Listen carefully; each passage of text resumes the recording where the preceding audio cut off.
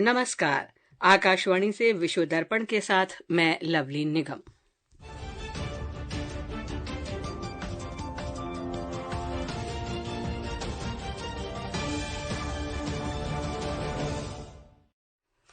भारतीय अंतरिक्ष अनुसंधान संगठन आज शाम देश का सबसे भारी संचार उपग्रह प्रक्षेपित करेगा। ब्रिटेन में कैम्ब्रिजशायर में एक ट्रेन में चाकूबाजी में 10 लोग घायल हुए। अमेरिका के रक्षा मंत्री पीट हेग्सेथ ने दक्षिण चीन सागर में चीन के सैन्य गतिविधियों की आलोचना करते हुए इसका मुकाबला करने के लिए सामूहिक प्रयासों का आह्वान किया। बहरीन के विदेश मंत्री आज 2 दिन की यात्रा पर भारत आएंगे और आईसीसी महिला एक दिवसीय क्रिकेट विश्व कप के फाइनल में आज भारत का मुकाबला दक्षिण अफ्रीका से।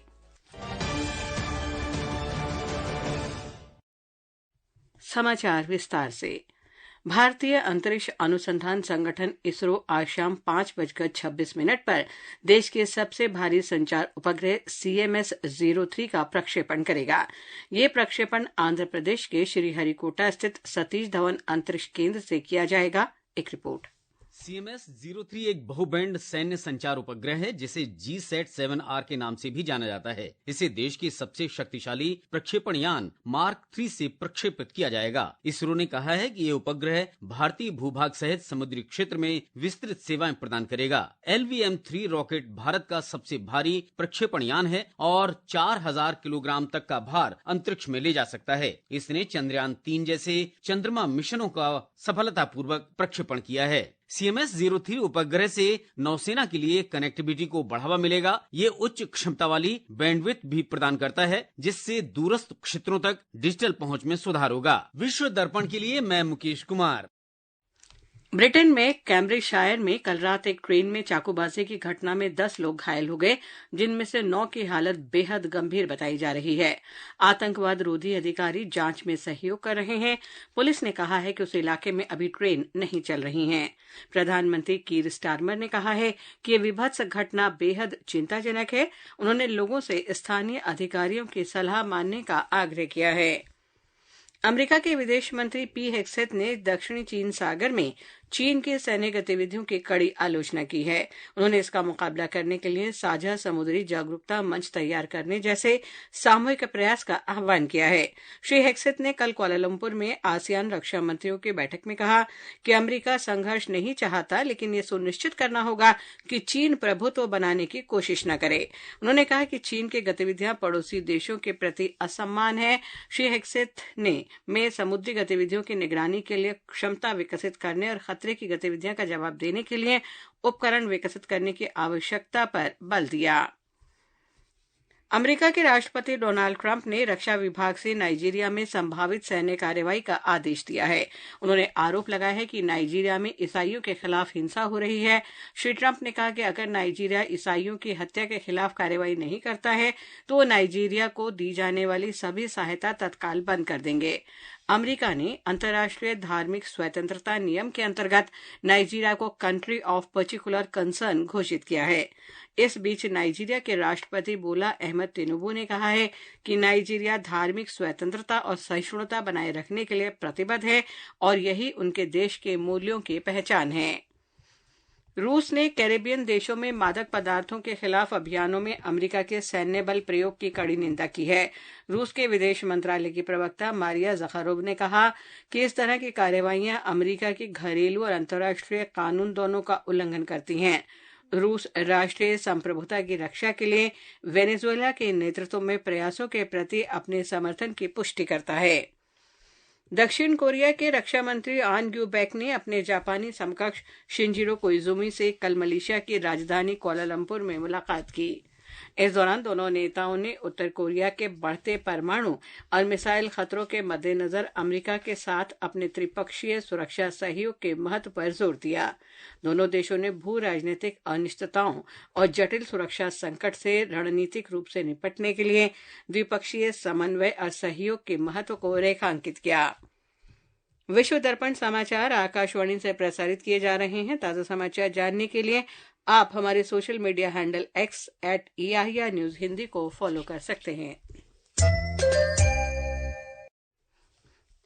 बहरीन के विदेश मंत्री अब्दुल लातिफ बिन राशिद अज़्ज़यानी भारत की 2 दिन की यात्रा पर आज नई दिल्ली पहुंचेंगे। वे विदेश मंत्री सुब्रमण्यम जयशंकर से भेंट करेंगे। श्री अज़्ज़यानी की ये यात्रा पिछले वर्ष दिसंबर में डॉक्टर जयशंकर की बहरीन यात्रा के बाद हो रही है। पिछले वर्ष की यात्रा के दौरान डॉक्टर जयशंकर ने भारत बहरीन संयुक्त आयोग की चौथी बैठक की सह अध्यक्षता की थी। दोनों देश शिक्षा क्षेत्र में द्विपक्षीय सहयोग का विस्तार करने पर सहमत हुए थे। वाणिज्य दूतावास संबंधी मुद्दों पर सहयोग बढ़ाने पर भी सहमति हुई थी। भारत और बहरीन के बीच सौहार्दपूर्ण राजनीतिक, आर्थिक, सांस्कृतिक और लोगों के बीच आपसी संपर्कों की विशेषता वाले उत्कृष्ट द्विपक्षीय संबंध हैं। विदेश राज्य मंत्री पवित्रा मार्गरीटा 4 से 10 नवंबर तक इक्वाडोर, बोलिविया और क्यूबा की यात्रा पर जाएंगे। विदेश मंत्रालय ने बताया कि इस दौरान राज्य मंत्री मार्गरीटा इन देशों के राजनीतिक नेतृत्व से मुलाकात करेंगे और आपसी हितों के मुद्दों पर चर्चा करेंगे। व्यापार, प्रौद्योगिकी, पर्यटन, विकास सहयोग और क्षमता निर्माण को बढ़ावा देने के उपायों समेत द्विपक्षीय संबंधों में प्रगति की समीक्षा की जाएगी। विदेश राज्य मंत्री पवित्रा मार्गरीटा का व्यापार जगत और भारतीय समुदाय के प्रतिनिधियों से भी बातचीत करने का कार्यक्रम है। ईरान के विदेश मंत्री सैयद अब्बास अराक्ची ने कहा है कि ईरान अमेरिका के साथ प्रत्यक्ष बातचीत नहीं करना चाहता, लेकिन अप्रत्यक्ष बातचीत के जरिए समझौता किया जा सकता है। कल श्री अराक्ची ने अपने परमाणु कार्यक्रम को शांतिपूर्ण बताते हुए कहा कि ईरान के यूरेनियम संवर्धन को रोका नहीं जा सकता। उन्होंने कहा कि देश को परमाणु केंद्रों की संरचनाओं और उपकरणों की दृष्टि से भारी नुकसान हुआ है, लेकिन तकनीक बरकरार है। वे 22 जून को ईरान के 3 परमाणु केंद्रों नतांज, फोर्डा और इस्फहान पर अमेरिकी बमबारी का जिक्र कर रहे थे। तंजानिया के राष्ट्रपति सामिया सुलहू हसन ने राष्ट्रपति चुनाव में जबरदस्त जीत हासिल की है। सत्तारूढ़ चामा चा मपिंजी पार्टी की उम्मीदवार हसन को लगभग 98% वोट प्राप्त हुए हैं। वे देश की पहली निर्वाचित महिला राष्ट्रपति बनी हैं। हसन ने 2021 में तत्कालीन राष्ट्रपति जॉन मगुफुली के निधन के बाद पहली बार राष्ट्रपति पद संभाला था। केन्या में मूसलाधार बारिश से हुए भूस्खलन में मृतकों की संख्या 21 हो गई है। यह घटना केन्या के पश्चिमी हिस्से मराक्वेट ईस्ट में हुई। केन्या के गृह मंत्री किमचुबा मार्कोमैन ने बताया कि 30 लोग अब भी लापता हैं, जबकि 25 गंभीर रूप से घायल हैं। और अब खेल जगत की खबरों के साथ हैं मुकेश कुमार बल। जी लवलीन, खेल खबरों की अगर बात करें तो आज क्रिकेट में भारतीय फैंस के लिए खास दिन है। आईसीसी महिला क्रिकेट विश्व कप के फाइनल में आज भारत का मुकाबला दक्षिण अफ्रीका से होगा। ये मैच नवी मुंबई के डीवाई पाटिल स्टेडियम में दोपहर बाद 3 बजे से शुरू होगा। और अगर बात करें मेंस क्रिकेट की तो भारत और ऑस्ट्रेलिया के पुरुष टीमों के बीच तीसरा T20 मैच आज होबार्ट में खेला जाएगा। ये मुकाबला भारतीय समय के अनुसार दोपहर 1:45 बजे से शुरू होगा। 5 मैच की श्रृंखला में ऑस्ट्रेलिया 1-0 से आगे है और न्यूजीलैंड के केन विलियमसन ने T20 अंतर्राष्ट्रीय क्रिकेट से संन्यास की घोषणा की है। विलियमसन ने न्यूजीलैंड के लिए 93 T20 मैच खेले हैं। उधर दुबई के अल एन में पैराशूटिंग विश्व कप में महिलाओं के 10 मीटर एयर राइफल SH1 स्पर्धा में भारत की अवनी लैखरा ने स्वर्ण पदक अपने नाम किया है। व्यक्तिगत मुकाबले के फाइनल में आकाश ने स्वर्ण पदक और संदीप कुमार ने भी रजत पदक जीता। इन दोनों के साथ रुद्रांश खंडेलवाल ने टीम स्पर्धा में भारत को रजत पदक दिलाया। जी लवलीन, खेल खबरों में बस आज इतना ही।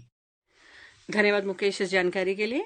मिस्र में प्राचीन सभ्यता को समर्पित दुनिया के सबसे बड़े संग्रहालय ग्रैंड इजिप्शियन म्यूजियम का कल उद्घाटन किया गया। गीजा के पिरामिड के पास स्थित इस संग्रहालय के निर्माण में 23 वर्ष का समय लगा। संग्रहालय में प्राचीन मिस्र के जीवन की झलक देने वाली 50,000 से ज्यादा कलाकृतियां प्रदर्शित की जाएंगी। सऊदी अरब की राजधानी रियाद में भारतीय दूतावास प्रवासी परिचय 2025 के अंतर्गत कल गीता महोत्सव का आयोजन करेगा। ये भारत की समृद्ध विरासत को प्रदर्शित करने वाला एक सांस्कृतिक उत्सव है। 28 अक्टूबर से शुरू हुए प्रवासी परिचय के तीसरे संस्करण में राज्य आधारित प्रदर्शनों, कला, संगीत के माध्यम से भारत की सांस्कृतिक विविधता का जश्न मनाया जा रहा है। अंत में मुख्य समाचार एक बार फिर। भारतीय अंतरिक्ष अनुसंधान संगठन इसरो आज शाम देश का सबसे भारी संचार उपग्रह प्रक्षेपित करेगा। ब्रिटेन के कैम्ब्रियशायर में एक ट्रेन में चाकूबाजी में 10 लोग घायल हुए। अमेरिका के रक्षा मंत्री पीट हेग्सेथ ने दक्षिणी चीन सागर में चीन के सैन्य गतिविधियों की आलोचना करते हुए इसका मुकाबला करने के लिए सामूहिक प्रयासों का आह्वान किया। बहरीन के विदेश मंत्री आज 2 दिन की यात्रा पर भारत आएंगे और आईसीसी महिला एक दिवसीय क्रिकेट विश्व कप के फाइनल में आज भारत का मुकाबला दक्षिण अफ्रीका से।